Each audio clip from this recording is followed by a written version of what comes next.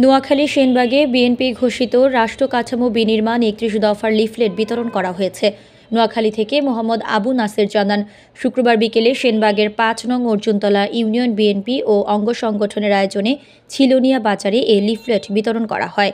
এ সময় উপস্থিত ছিলেন সৌদি আরব পশ্চিমাঞ্চল বিএনপির সিনিয়র যুগ্ম আহ্বায়ক আব্দুল মান্নান, সেনবাগ উপজেলা বিএনপির যুগ্ম আহ্বায়ক জামাল উদ্দিন বাবলু, উপজেলা ছাত্রদলের সাবেক সাধারণ সম্পাদক ফখরুল ইসলাম টিপু, সোনাইমুড়ি উপজেলা বিএনপির যুগ্ম আহ্বায়ক সাইফুল্লাহ মাসুদ, উপজেলা ছাত্রদলের সাবেক যুগ্ম সাধারণ সম্পাদক মনির আহমেদ জুলেট, উপজেলা স্বেচ্ছাসেবক দলের সিনিয়র যুগ্ম আহ্বায়ক নুরুল আফসার মিলন, উপজেলা বিএনপি, যুবদল, ছাত্রদল, স্বেচ্ছাসেবক দল ও এর অঙ্গ সংগঠনের কর্মীগণ সহ প্রিন্ট ও ইলেকট্রনিক মিডিয়া কর্মরত সাংবাদিকবৃন্দ।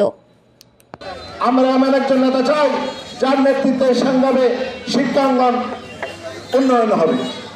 আমরা এমন একজন নেতা চাই যিনি চাঁদাবাজি করবে না, যিনি আমাদের শহীদ রাষ্ট্রপতি জিয়া রহমানের সুযোগ্য সন্তান জনাব তারেক রহমান, যিনি বাংলাদেশের তিনবারের প্রধানমন্ত্রী, শহীদ রাষ্ট্রপতি আমাদের বেগম খালেদা জিয়ার সুপুত্র জনাব ভারপ্রাপ্ত চেয়ারম্যান জনাব তারেক রহমান, যিনি ৩১ দফা রাষ্ট্র কাঠামো ৩১ দফা নিয়ে কাজ করছেন এবং আমাদের ঘরে ঘরে পৌঁছে দিতে আমাদেরকে বলেছেন যেন বাংলাদেশের ১৬ কোটি মানুষের হাতে হাতে এই মেসেজ যেন পৌঁছে যায়।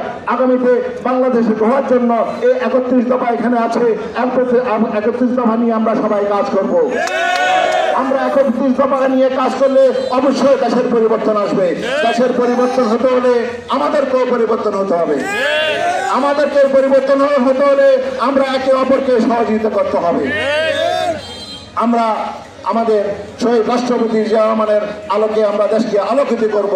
আমাদের দেশনেত্রী বেগম খালেদা জিয়া, যিনি এই স্বৈরাচার সরকারের ১০ বছর কারাগারে থেকে গত সপ্তাহে উনি লন্ডনে গিয়েছেন চিকিৎসা অধ্যয়নে। আমরা সবাই দোয়া করি উনি যেন সুচিকিৎসা হয়ে বাংলাদেশে এসে আবার বাংলাদেশের ১৬ কোটি মানুষের মধ্যে নেতৃত্ব দিতে পারে।